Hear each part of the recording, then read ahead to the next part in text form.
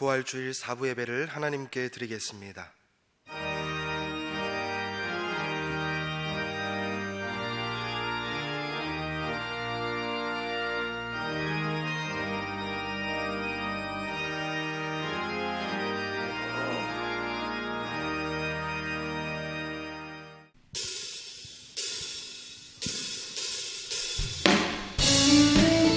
할렐루야. 죽음을 이기고 부활하신 주님의 위대한 사랑을 바라보면서 찬양과 경배 올려드리겠습니다.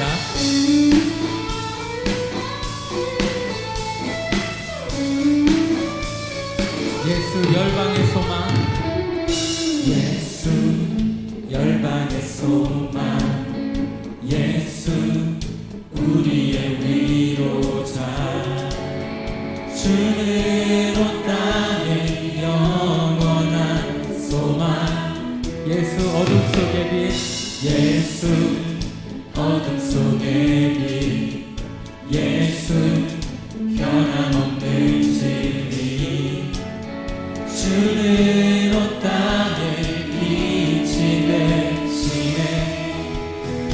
우리 위해 죽으시고 다시 사신 생명의 주, 주님만이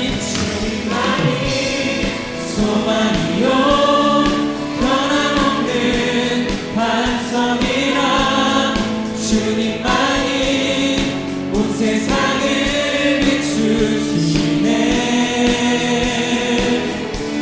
또 죽음에서 부활하신 우리 구주 평강의 왕, 주를 믿는 모든 자의 소망 되신 주를 믿네.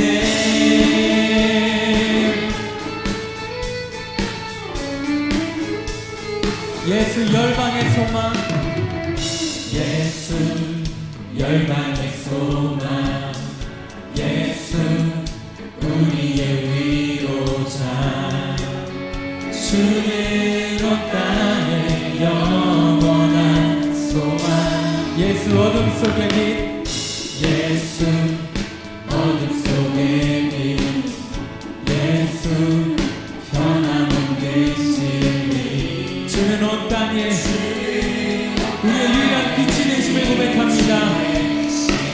우리 위해 죽으시고 다시 사신 생명의 주, 주님만이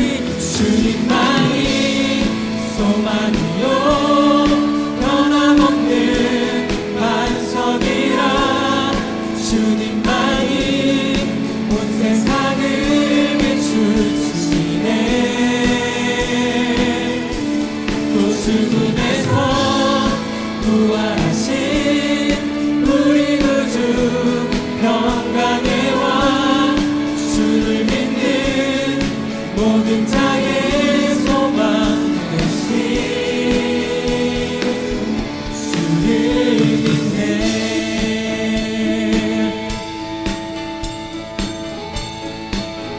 우리 위해 죽으시고, 우리 위해 죽으시고 다시 사신 생명, 우리 위해 죽으시고 다시 사신 생명, 우리 위해 죽으시고,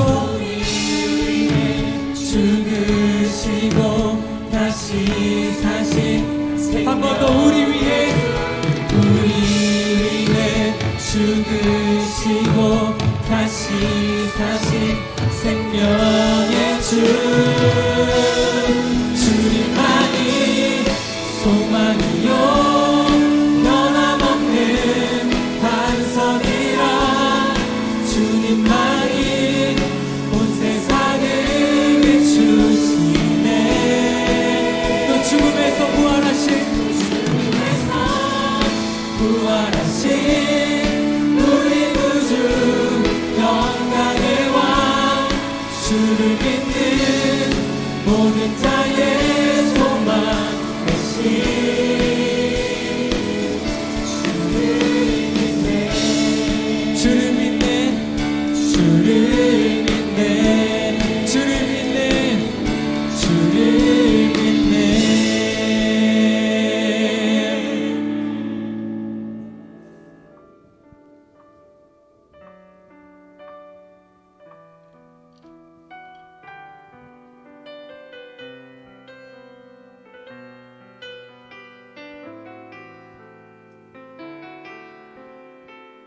아버지 사랑 내가 노래해. 아버지 사랑 내가 노래해. 아버지 은혜 내가 노래해. 그 사랑 변함없으신 거짓 없으신 성실하신 그 사랑 상한 갈 때 꺾지 않으시니 꺼져가는 등불 끄지 않는 그 사랑 변함없으신 거짓 없으신 성실하신 그 사랑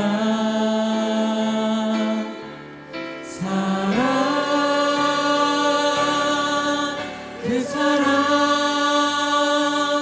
날 위해 죽으신 날 위해 다시 사신 예수 그리스도 다시 오실 그 사랑 죽음도 생명도 천사도 하늘의 어떤 권세도 끊을 수 없는 영원한 그 사랑 예수. 아버지 사랑 아버지 사랑 내가 노래해. 아버지 은혜 내가 노래해. 그 사랑 변함없으신 거짓 없으신 성실하신 그 사랑 사랑 갈 때 꺾지 않으시는 꺼져가는 등불 끄지 않으시는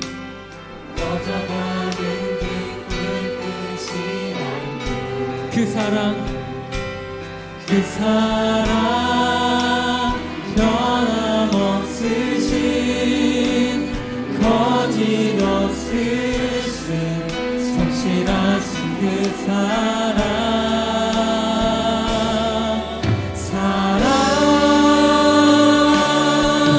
그 사랑 날 위해 죽으신 날 위해 다시 사신 예수 그리스도 다시 오실 그 사랑 죽음도 생명도 천사도 하늘의 어떤 권세도 끊을 수 없는 영원한 그 사랑.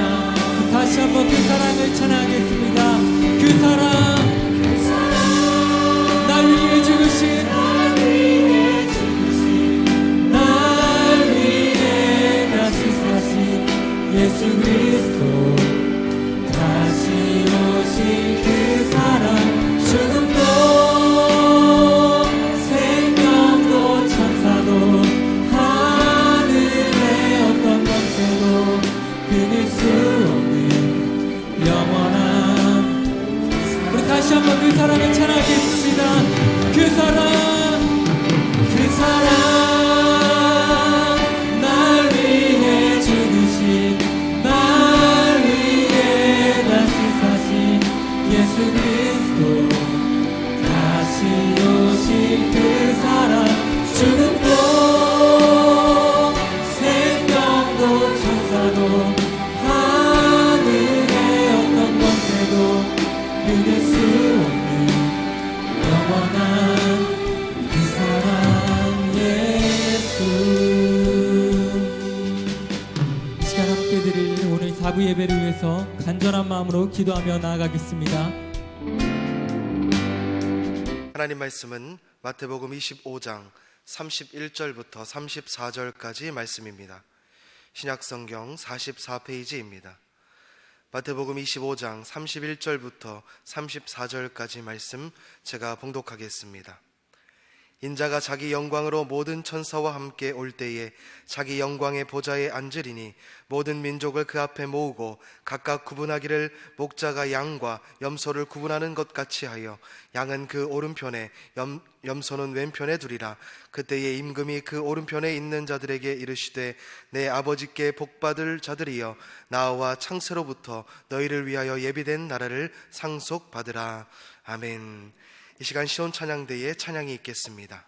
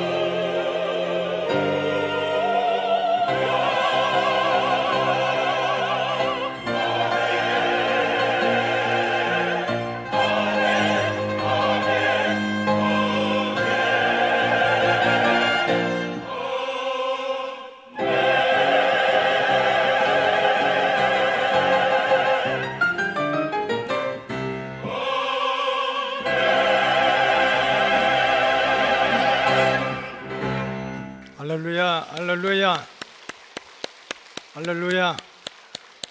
자, 서로 인사하시기 바랍니다. 예수님은 부활하셨습니다. 예수님은 다시 오십니다. 자, 오늘은 부활주일입니다. 부활하신 주님은 다시 오십니다 하는 말씀을 전하도록 하겠습니다. 이 사망 권세를 이기시고 부활하신 예수님은 편안하게 하늘 보좌에 올라가셔서 하나님 보좌 우편에 계신 것이 아니고 하나님이 정하신 때에 천사장의 나팔 소리와 함께 이 땅에 다시 오십니다. 이것을 세컨 카밍, 재림이라고 합니다. 오늘 부활주의를 맞아서 부활과 예수 재림에 대한 말씀 공부를 복습하겠습니다. 이 부활과 재림에 대해서 너무 많이 말씀을 들었지만은 이 부활과 재림에 대한 말씀은 주님이 다시 오실 때까지 우리가 계속 듣고 또 깨닫고 중심 삼고 살아가야 될 예언의 말씀인 줄로 믿습니다. 이 초림의 예수님은 죽으러 오셨습니다. 속죄 제물이 되시기 위해 오셨습니다. 하늘의 영광을 다 버리고 자기 백성들을 죄로부터 살려내시기 위해서 이 땅에 오셨습니다. 그래서 땅의 백성들이 받아야 될 원죄와 또 살아가는 동안 지었던 자범죄에 대한 심판과 저주를 탕감해 주기 위해서, 그 짐을 벗어주기 위해서, 죄값을 치르기 위해서 예수님은 그런 목적을 삼고 이 땅에 오셨습니다. 그렇기 때문에 예수님이 이 땅에서 기적을 행해도, 능력을 행해도, 박수를 받아도 예수님의 운명은 정해져 있었습니다. 그것은 죄값을 뒤집어 쓰고 돌아가시는 것이 예수님의 운명입니다. 그래서 예수님은 결국 죄인처럼 멸시천대를 받으셔야 됐고, 또 어린 양처럼 십자가에 달려서 속죄의 피를 흘리셔야만 했습니다. 그러나 재림의 예수님은 다릅니다. 그렇게 멸시받고 천대받고 죽으러 오시는 것이 아니고 하늘의 영광과 심판의 권세를 가지고 이 땅에 다시 오실 것입니다. 성경에 보면은 다시 오시는 예수님은 하늘 구름을 타고 오실 거다, 이렇게 예언이 되어 있습니다. 마태복음 24장 30절에 보면 그때에 인자의 징조가 하늘에서 보이겠고 그때에 땅의 모든 족속들이 통곡하며 그들이 인자가 구름을 타고 능력과 큰 영광으로 오는 것을 보리라. 여러분, 이거 전혀 상상이 안 되는 얘기입니다. 그래서 여러분들은 이 말씀을 듣고도 아멘을 아무도 안 하고 있습니다. 세상에 어떻게 사람이, 그래도 예수님의 육체를 입었던 사람인데 하늘로 이렇게 올라갔다가 또 구름을 타고 다시 이 땅에 내려온다는 겁니까?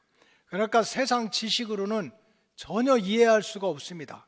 그런데 성경에 보면 계속해서 예수님은 구름을 타고 다시 내려오신다고 그랬습니다. 초자연적인 역사입니다. 결국 예수님의 재림의 역사는 세상적인 지식으로는 이해가 안 됩니다. 어떻게 구름을 타고 부활하신 예수님이 다시 내려오겠습니까? 이건 학사가 되고 박사가 되고 인생의 경험이 많아도 절대로 이해가 안 됩니다. 그래서 이러한 초자연적인 역사는, 기적의 역사는 은혜를 받아야 깨달아지고 깨달아져야 믿어지게 될 줄로 믿습니다. 그래서 우리가 신앙생활할 때 가장 중요한 것은 은혜를 받아야 됩니다. 은혜를 받아야 말씀이 내 속에 들어와서 그것이 깨달아지고 또 믿어지게 됩니다. 그래서 예수님은 구름을 타고 이렇게 오실 뿐만 아니라 예수님은 세상의 모든 사람들이 다 야, 진짜 예수님이 오시는구나 하는 것을 볼 수 있도록 오신다는 겁니다. 마치 동편에서 번개가 번쩍 칠 때 서편에 있는 사람도 다 아는 것처럼, 야, 예수님은 우리한테만 와, 이거는 비밀이야, 우리만 구원받을 수 있어, 이게 아니라는 거예요. 모든 사람들이 볼 수 있도록 예수님은 다시 오신다고 그랬습니다. 요한계시록 1장 7절에 보면은 볼지어다 그가 구름을 타고 오시리라. 구름을 타고 온다는 거예요. 각 사람의 눈이 그를 보겠고 모든 사람이 그를 보겠고 그를 찌른 자도, 예수님을 찌르고 비판하고 무시하고 했던 사람들도 볼 것이요 땅에 있는 모든 족속이 그로 말미암아 애곡하게 된다. 야, 이럴 줄 알았으면 예수님이 정말 철장 권세를 가지고 구름을 타고 이 땅의 영광과 능력을 가지고 심판의 권세로 다시 오실 줄 알았다면 내가 그때 예수 믿었어야 되는데, 내가 그때 교회 가자고 할 때 갔을 걸 하고 통곡하는 사람들이 이제 다 눈으로 볼 수 있다는 뜻입니다. 예수님은 이런 모습으로 오신다는 거예요. 뿐만 아니라 예수님 부활하셨다가 올라가셨다가 다시 오시는 예수님은 그 때와 시는 알 수 없으나 갑자기 도적같이 오신다. 그러나 그 날과 그때는 아무도 모른다. 오직 하나님 아버지만 아신다.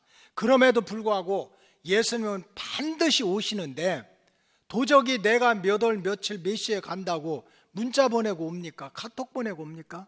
내가 생각지도 못하는 순간에 오는 것처럼 예수님도 그렇게 우리가 아무것도 모를 때 오니까 정신을 차리고 깨어서 다시 오시는 예수님을 만날 준비를 하라는 거예요.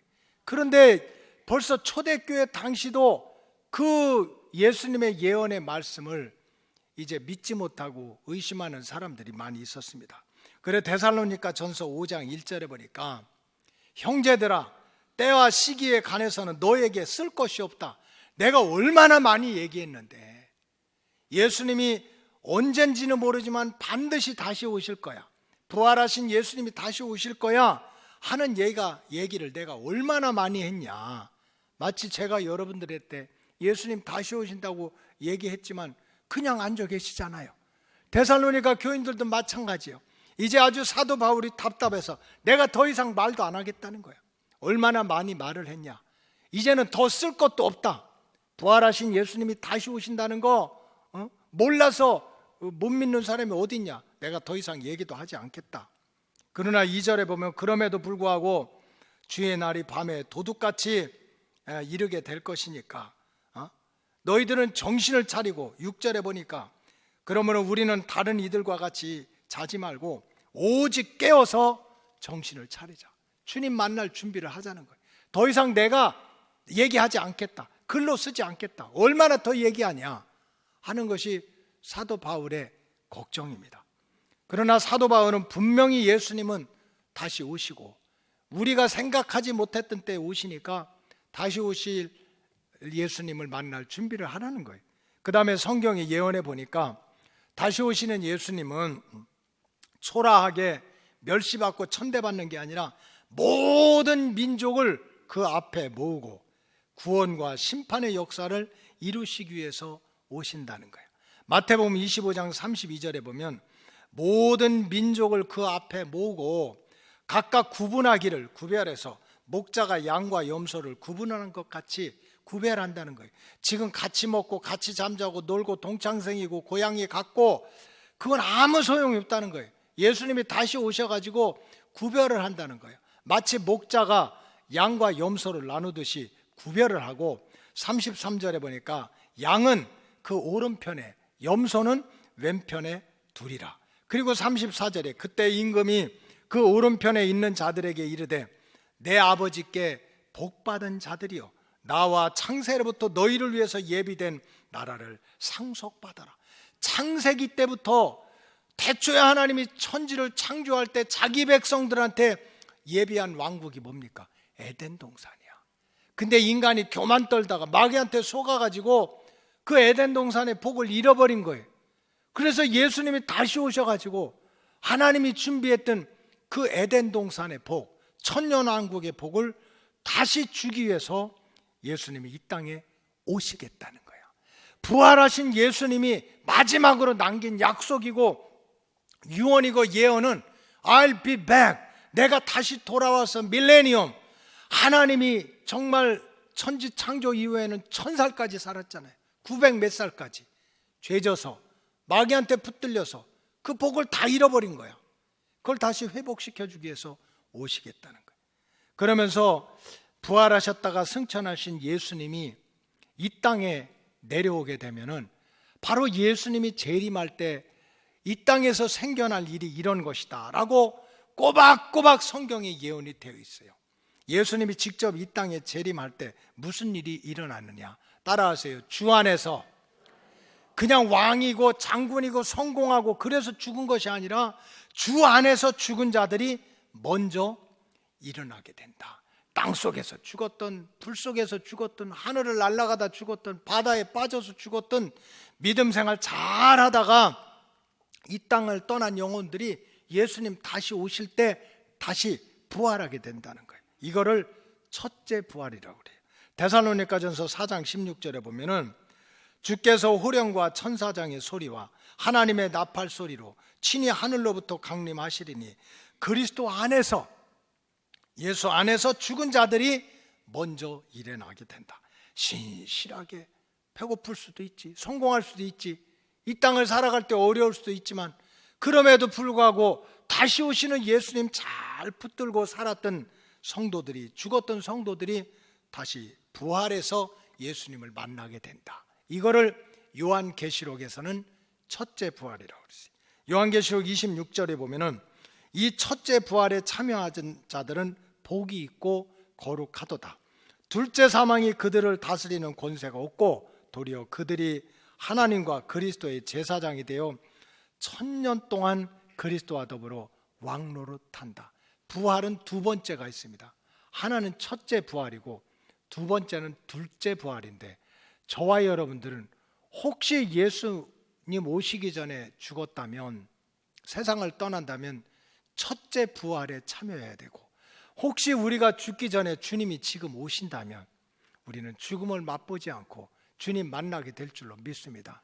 둘째 부활은 뭡니까? 들림 받지도 못하고 첫째 부활하지도 못하고 무저갱 속에 들어있던, 잠자든 죽어있는 영혼들이 깨서 마지막 심판을 받도록 하는 대부활이 둘째 부활인 거예요. 그래서 첫째 부활은 바로 첫 열매가 되신 예수님을 잘 믿다가 이 세상을 떠난 사람들이 예수님 오실 때 땅이 토해내고 바다가 토해내고 산이 토해내고 하늘이 토해내가지고 이제 부활해서 예수님을 만난다는 거예요. 둘째로 예수님이 이 땅에 재림하실 때 일어나는 일은 땅에서 신실하게 믿음 생활을 하던 주의 백성들이 공중으로 들림받는다. 이걸 휴거라고 그래요. 휴거, 랩처, 들림받는 역사가 예언이 되어 있습니다. 데살로니가전서 4장 17절에 보니까 그해 우리 살아남은 자들도 그들과 함께 구름 속으로 끌어올려 공중에서 주를 영접하시리니 그리하여 우리가 항상 주와 함께 있으리라. 이제 더 이상 죽지 않아요. 왜? 이미 우리가 들림 받았기 때문에 예수님과 함께 천년 왕국을 누리다가 이제 주님과 함께 새하늘과 새 땅에, 이 처음 하늘과 처음 땅이 없어진 다음에 새하늘과 새 땅에 들어가면 된다는 거예요. 그래서 예수님이, 부활하셨던 예수님이 하늘에 올라가서 그냥 하늘 보좌에 앉아 계신다, 그게 아니에요. 다시 오셔서 하나님이 정하신 때 내려오셔가지고 죽었던 영혼들을 살려내서 첫째 부활을 하게 하고, 혹 살아있는 믿음의 백성들은 들림받게 해서 예수님 만나게 한다는 거예요. 마지막으로 그러면 들림받은 백성들, 첫째 부활에 참여하고 또 들림받아서 휴거했던 백성들이 공중에서 주님과 함께 7년 혼인 잔치를 벌이는 동안 땅에서는 무슨 일이 일어날 것인가? 자, 예수님 오셨어. 첫째 부활을 했어. 들림받은 사람들이 예수님을 만나서 7년 동안 혼인잔치를 하는 동안에 이 땅에서는 대환란이 예고되어 있습니다. 전무후무한, 이전에 보지도 못하고 듣지도 못했던 대환란과 재앙이 이 땅에서 이루어진다는 거예요. 그런 내용이 요한계시록 6장부터 18장까지 자세하게 예언이 되어 있습니다. 물론 비유와 상징과 복잡해져서 여러분들이 잘 모를 수 있어요. 하늘의 천사가 두루마리의 인을 하나씩 뗄 때마다 세상에 큰 재앙이 임하고, 7 천사가 나팔을 하나씩 불 때마다 뭐 땅에 불이 쏟아지고 전쟁이 나고 전염병이 돌고 막 이런 역사가 있는 거예요. 7 대접이 쏟아질 때 큰 환란이 시작된다는 거예요. 요한계시록에 예언된 7년 대환란의 모습은 우리가 늘 듣는 얘기입니다. 전쟁이고 인간을 고통스럽게 하는 건 다 나오는 거야. 기근이고 지진이고 또 전염병이고 막 하늘이 찢어지고 기후가 바뀌고 땅과 하늘이 뒤집어지고 하는 그러한 재앙이 우리한테 임하게 되고, 쓰나미, 바다가 토해가지고 땅으로 막 쏟아내고 땅의 3분의 1이 불타버리고, 이런 마지막 때 환란들이 이제 요한계시록 6장부터 18장까지 나오는데, 예를 들어서 요한계시록 6장 4절에 보면 붉은 말이 나와가지고, 붉은 말이 나와서 땅에서 화평을 제거하고 서로 치고받고 싸우다 죽게 한다는 거예요, 붉은 말이. 근데 요한계시록에 보면 이 대환란의 때에는 서로 치고받아 가지고 결국은 불 가운데 망하게 된다는 거예요. 고통만 받는다는 거예요. 그 다음에 요한계시록 6장 5절에 보면은 검은 말이 나와가지고 저울을 들고 먹을 것이 없어가지고 너무나 기근을 당하는 사람에게 저울로 재가지고 조금씩 식량을 배급해 준다는 거예요. 여러분, 새벽기도 때 이번에 말씀드렸지만은 인구가 지금 폭발하고 있어요. 250년 전의 인구와 지금 인구는 비교할 수가 없는 거예요. 50년 단위로 6억에서 8억, 8억에서 25억, 25억에서 60억 막 이렇게 늘어난 거예요. 지금 한 79억 정도 되는데 앞으로 10년 정도가 되면은 85억이 넘습니다. 그리고 이제 2050년이 되면 100억이 넘어요. 인구가 훨씬 넘어. 인구가 많아진다면 자원이 문제고 환경이 파괴되고 뭐 여러 가지 얼마나 복잡한 일이 생기겠어요. 그런데 지금 다 우리가 배부르고 등 따신 것 같지만 인간이 죄가 많아가지고 사실은 지금 있는 거 사이좋게 놀아 먹으면 굶어 죽지 않아요. 근데 절대로 인간이 그렇지 않아요. 땅속에 묻고 바닷속에 빠뜨리더라도 먹을 것 가지고 싸워서 이제는 결국은 굶어 죽는 사람이 많이 생기는 게 대재앙의 모습이라는 거예요. 여러분, 계시록 8장 8절에 보면 기가 막힌 예언이 나와요.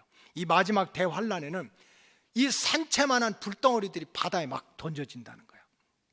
산만한 불덩어리가 바다에 막 던져져서 바다의 3분의 1이 불타버린대.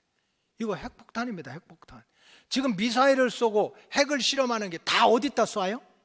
바다에다 쏘는 거야. 5대양 6대주에다 이곳저곳에서, 우리나라에서도 북한에서도 계속 바다에다 쏘잖아요.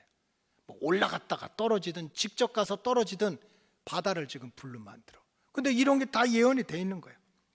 요한계시록 13장 6절에 보면은 땅에서 나온 짐승이 이 세상을 다 통치해가지고 손목이나 이마에다가 도장을 찍어. 그래서 그 도장을 seal, 이 도장이 없는 사람, 이 인침을 받지 못한 사람은 들어가지도 못하고 나가지도 못하고 사지도 못하고 팔지도 못해. 이번에 우리가 잠깐 경험했잖아요.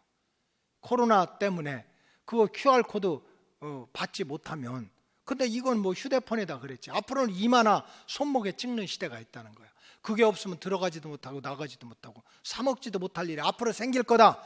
그런데 우리가 지금 다 앞으로 생길 거다라고 하는 본 방송의 예고편을 이미 눈으로 보고 있는 거예요. 여러분들은 조금 청년들하고 달라가지고 이제 그 설교를 하는데도 제가 내용을 조금 달리하지만 어제 청년들한테 예수복음 세미나 하면서 일루미나티의 카드 게임에 대해서 조금 말씀을 드렸어요. 척 스미스 목사님이 이런 말씀을 하셨습니다. 예수님이 오시면 7년 대환란이 있을 거라는 거예요. 그런데 하나님이 이 대환란이 이렇게 무서운 거를 보여주기 위해서 작은 환란을 지금 우리가 경험하게 하고 있다는 거예요. 전쟁이든지 핵전쟁이든지 기근이든지 전염병이든지.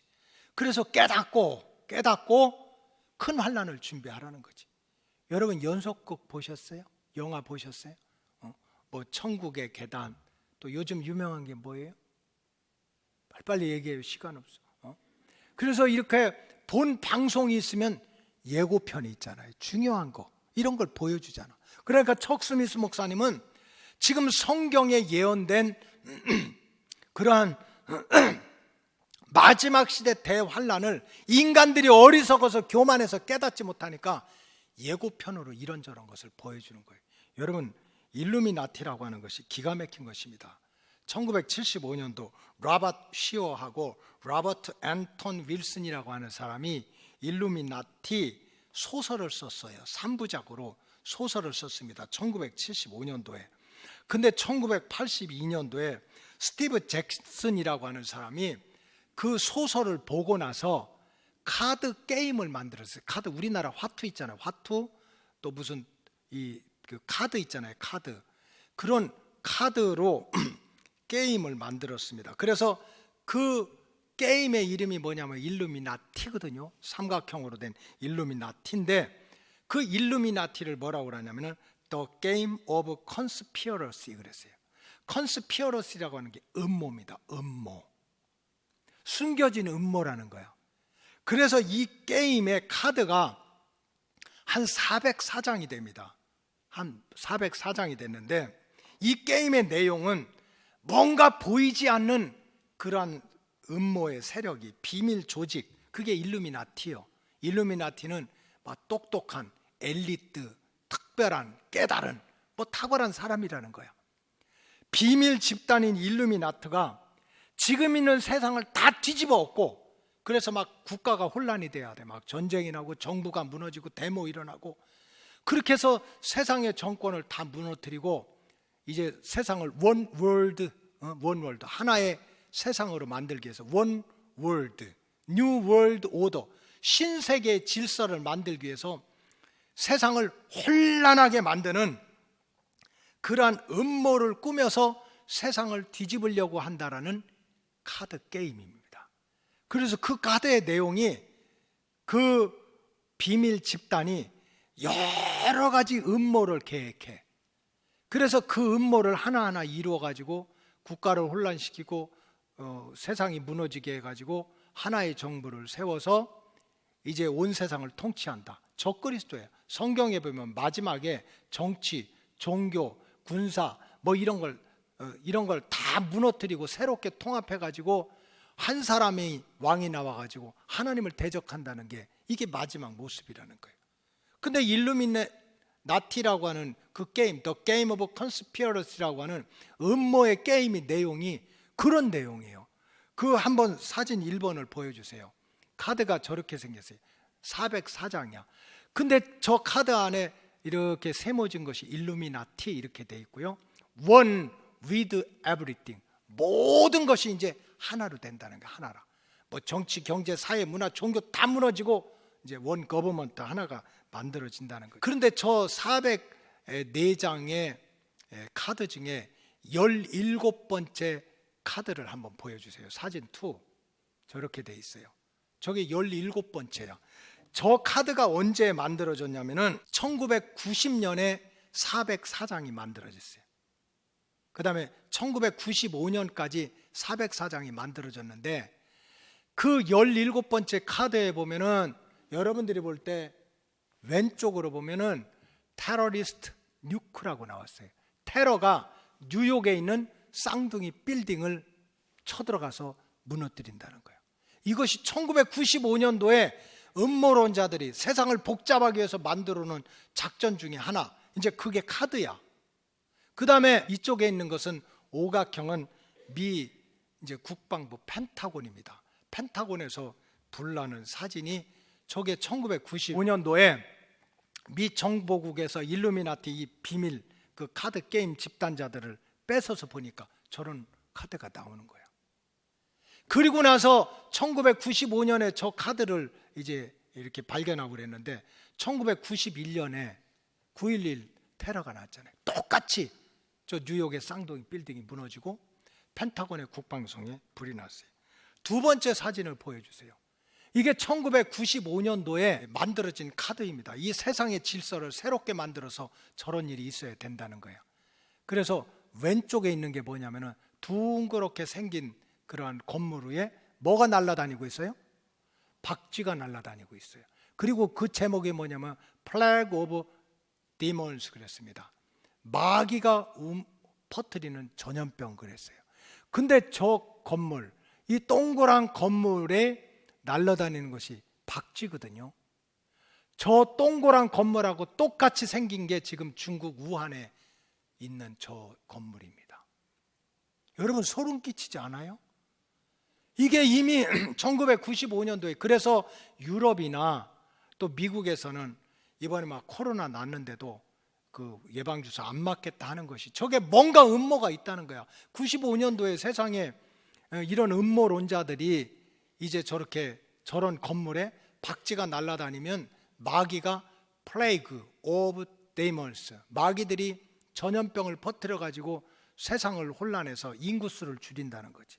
이번 새벽에 얘기했잖아요. 적그리스도의 세력들의 목표는 인구를 가장 줄여서 5억으로 만들자는 거야. 왜냐하면 인구가 많아지면 지구가 불행해지니까 웬만한 사람 다 죽이고 엘리트들만 살자.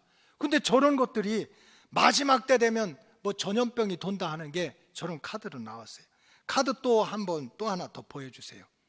저게 뭐냐면은 오른쪽 이렇게 또 이렇게 새가 있고 완전히 기름으로 뒤집어 쓰고 이제 오일 스필이라고 써요. 오일이 온 대양을 덮어서 해양을 오염시킨다. 이것도 음모론자들이 이 세상을 복잡하게 만들어서 혼란시켜가지고 쇠질서를 만드는 건데, 다른 쪽에 있는 사진이 기름이 유출돼 가지고 이렇게 찍힌 새 사진하고 이렇게 똑같은 거예요. 지금 이런 얘기를 제가 왜 말씀드리냐면은 성경이든지 그 음모론자들도, 하나님을 믿든 믿지 않든 이런 음모론자들은 마지막 때가 되면 대환란이 있다는 거예요. 대환란이 있다. 물론 자기들이 그런 환란을 이용해 가지고 정부를 내세워서 자기들 마음대로 하나님을 대적하고, 신세계니까 이제 그동안에는 유럽이나 미국에서 신세계를 세운다는 것은 하나님의 질서를 무너뜨린다는 거거든요. 그러면서 이 세상을 자기들이 특별한 집단이 지배를 하자 하고 있는 것들을 우리가 눈으로 보고 있는 거예요. 그러니까 성경에 예언된 그 대환란들을 어떤 음모 집단에서, 아니면 그렇지 않더라도 자연 현상을 통해서 우리가 예고편으로 이런 대재앙의 모습을 보고 있으니 우리가 할 일은 뭐냐? 정말 예수 믿는다면 깨닫고 모든 일이 성경대로 돌아가니까, 부활하신 주님이 내가 다시 온다고 예언을 하셨으니까, 약속을 하셨으니까 다시 오실 주님을 만날 준비를 하고 살아야 된다. 이 말씀을 지금 여러분들한테 설교하고 있는데, 지금 이 말씀을 듣는 가운데 어떤 분들은 맞아, 정말 하나님의 예언의 말씀은 1.1획도 틀림없으니까 그렇게 사망 권세를 이기시고 부활하고 승천하셨던 그런 예수님이 다시 오신다니까, 반드시 다시 오실 예수님을 만나기 위해서 내 영혼의 미래를 준비해야지, 이렇게 생각하는 성도들이 있는가 하면은 이 가운데도 지금 데살로니가 교인들이 있는 거예요. 바울이 그렇게 부활하신 예수님이 다시 오신다 다시 오신다 말도 하고 글도 쓰고 수없이 얘기했지만 믿질 못하고 의심하고 주저주저 하는 거예요. 그래 바울이 성질이 나가지고 내가 더 이상 쓰지 않겠다는 거예요. 내가 얼마나 많이 얘기했냐, 주님 다시 오신다고. 마치 이 가운데는 지금 목사님의 말씀을 듣고도 데살로니가 교인들처럼 그저 부활하신 예수님이 오고 우리가 사는 시대는 대환란의 예고편을 보고 있으니까 정신을 차리고 깨어서 영혼의 미래를 준비하자고 그래도 하도 들었던 얘기라 감동도 없고 느낌도 없고 믿음도 안 생기고 걱정도 안 되고 그렇게 살아가는 인생들이 너무 많다는 거예요. 옆 사람 보세요. 로고스 교인인지 데살로니가 교인인지. 그래서 오늘 제가 여러분들한테 이 부활절 아침에 세상이 여러분들 지긋지긋하게 들은 말씀, 예수님 부활하셨고 그분이 다시 오신다고 하는 얘기를 하는 이유가, 성경 구절을 또박또박 다시 한번 읽힌 이유가 데살로니가 교인들이 너무 많은 거야. 수없이 얘기했는데도 긴가민가하고 믿지를 않고 감동도 안 받고 두려워하지도 않고 준비하지도 않고 그러다가 나중에 대성통곡하려고. 그래서 걱정을 해서 바울이 내가 진짜 더 말도 하기 싫다, 글도 쓰기 싫다, 그래도 예수님은 반드시 다시 오시고 도적같이 오시니까 정신을 차리고 영혼의 미래를 준비하라는 거예요. 여러분, 이 재림의 예언은요 어디서부터 시작되느냐? 예수님의 부활 역사로부터 시작되는 거예요. 여러분, 이게 오늘 제일 중요한 거야. 예수님의 재림에 대한 예언의 말씀은 예수님의 부활에서 시작돼요. 만약 예수님이 십자가에 달려서 진짜 기분 나쁘게 속상하게 그렇게 고통받다 죽었다 하면 재림 얘기할 필요 없어. 뭐 당신도 죽었는데 우리가 뭘 예수를 믿고 기다리고 그래요? 여러분, 이 재림에 대한 예언의 말씀은 부활 역사로부터 시작되는 거예요. 만약 예수님께서 사망 권세를 물리치고 부활하지 못했다면 다시 오신다는 예수님의 예언을 들을 필요도 없고 믿을 필요도 없다는 뜻입니다. 예수님이 죽어서 끝났으면. 그러나 예수님의 부활이 사실이라면 우리는 다시 생각해야 된다는 거예요. 예수님이 그냥 십자가에 달려 죽어서 the end, period 하면 그냥 우리도 먹고 마시고 시집가고 장가가고 왜 교회 와서 이 고생하고 목사님한테 잔소리 듣고 찬양한다고 이렇게 그냥 마스크 쓰고 고생하고 그렇게 안 해도 돼요. 부활하지 않았다면. 근데 그게 아닌 거예요. 예수님의 부활 역사는 절대적으로 부인할 수 없는 실체적인 증거들이 너무 많은 거야. 지금 2000년이 지난 다음에 우리가 예수님 만나본 적도 없고 예수님과 같이 카페 가서 차 한잔 해본 적도 없고 손도 못 잡아줬는데 그냥 상상으로 그런 게 아닙니다. 적어도 예수님의 부활을 우리가 부인할 수 없는 이유는 예수님을 고문하고 예수님을 재판하고 예수님을 십자가에 못 박고 예수님을 무덤에 딱 가두었던 그 사람들이요, 예수님 부활할까 봐 걱정했어요. 뭐 예수님을 좋아하고 사랑했던 사람들이 자기들끼리 모여서 야 예수님 부활했다 하면 지네끼리 꾸몄다 이러지만 그게 아니라니까. 예수님 그냥 밤새도록 끌고 다니고 재판하고 채찍 때리고 십자가에 죽게 하고 아리마다 요셉에 딱 집어넣었던 그 사람들이 예수님 부활할까 걱정했어요. 그래가지고 대제사장과 바리새인이 그때 당시 총독 빌라도를 찾아가서 뭐라고 그런 줄 압니까? 마태복음 27장 62절에 이렇게 나왔어요. 그 이튿날은 준비일 다음 날이라 대제사장들과 바리새인들이 함께 빌라도를 찾아갔다 이렇게 나왔어요. 63절 주여 빌라도한테 부르는 거지. 저 속이던 자가 살아있을 때 말하되 내가 사흘 후에 다시 살아나리라 한 것을 우리가 똑똑히 들었다. 예수가 살았을 때 나 죽을 거야 그리고 3일 만에 살아날 거야 하는 걸 우리도 들었다. 64절 따라하세요. 그러므로 명령해서 그 무덤을 사흘까지 굳게 지키고 하소서. 그의 제자들이 와서 시체를 도둑질하여 가고 백성에게 말하되 그가 죽은 자 가운데서 살아났다 하면 세상이 뒤집어질 거 아니냐.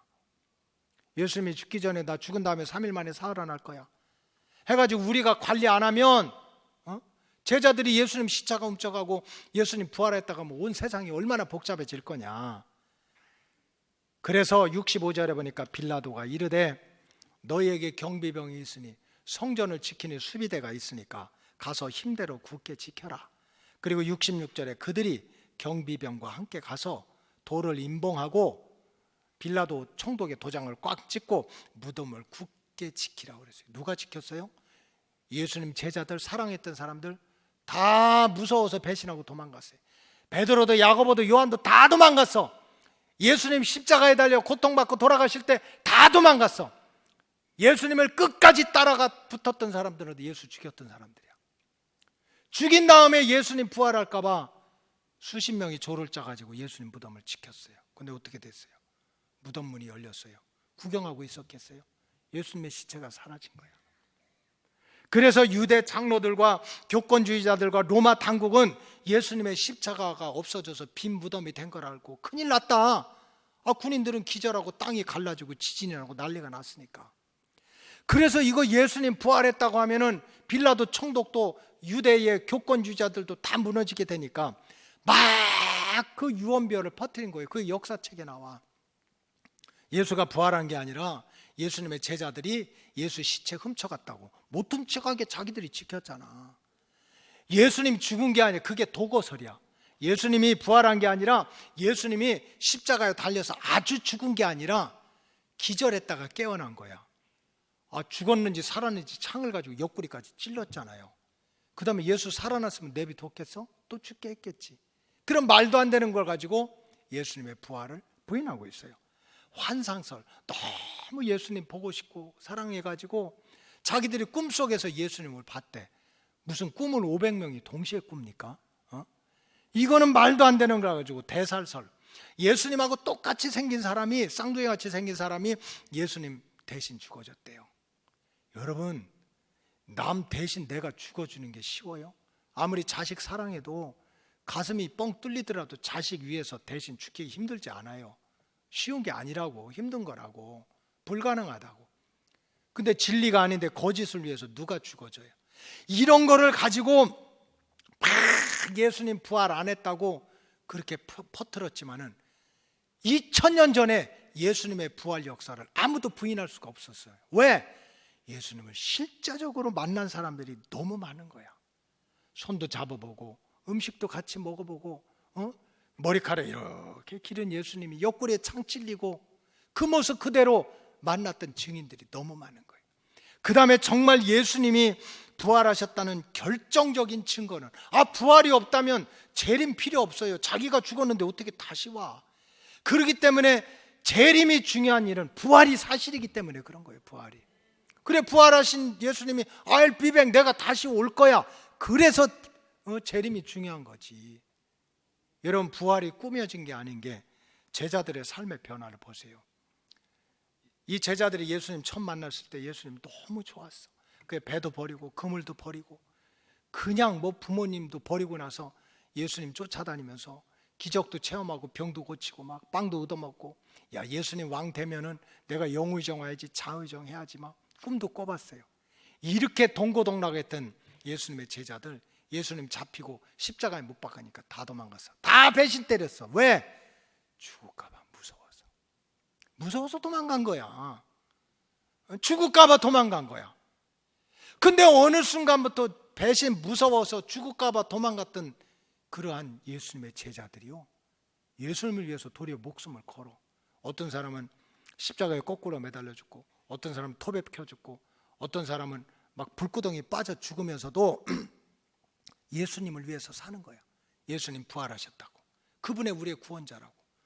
아니 살아계신 예수님도 배반하고 도망갔던 그런 제자들이 어떻게 육신으로는 예수님 볼 수 없는데 예수님을 위해서 목숨을 버립니까? 그리고 부활했다고 증거합니까? 부활하신 주님을 만난 거예요. 부활하신 주님 만난 거예요. 그래서 기독교 신앙은 종교적인 신앙이 아닙니다. 세상의 많은 종교들 가운데 있는 신앙이 아닌 거예요.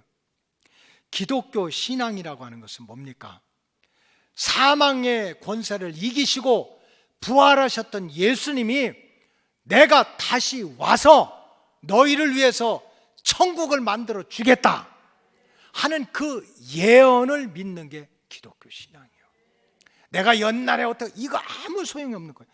과거는 이미 지나간 거예요. 성공해도 지나가고 실패도 지나가. 여러분 과거에 붙들리지 마세요. 현재는 흘러가는 과거입니다. 오늘이 그냥 오늘이라고 하는 순간에 과거가 되는 거예요. 중요한 건 미래야. 하루를 살아도 내일이 중요한 거야. 한 달을 살아도 미래가 중요한 거야. 기독교 신앙의 본질은 뭡니까? 과거가 아니에요. 현재가 아니야. 죽음의 세력을 이겼던 그 부활하신 예수님이 다시 와서 우리에게 하나님의 왕국을 약속된 왕국을 다시 세워주겠다는 그 예언의 말씀을 믿고 그 예언의 말씀을 중심 삼고 사는 것이 기독교 신앙이라는 거예요. 여러분 100번 1000번을 말씀드려도 저와 여러분들은 오직 하나님의 은혜로 택함을 받고 구원을 받았습니다. 우리가 잘난 게 뭐가 있겠어요? 하나님이 택해서 구원받았으면 적어도 우리가 우리 영혼의 미래를 위해서 내가 어떤 믿음 생활을 해야 다시 오시는 예수님을 기쁨으로 만나가지고 예수님께서 준비하신 그 하나님의 왕국을 상속받을 수 있는 믿음 생활을 할 수 있느냐. 결론적으로 두 가지를 말씀드리자면 첫째는 철저한 재림신앙의 기초 위에 여러분들 믿음의 집을 세우시기 바랍니다. 예수님이 다시 오신다. 예수님이 다시 오신다는 믿음 없으면 교회 오시지 마세요.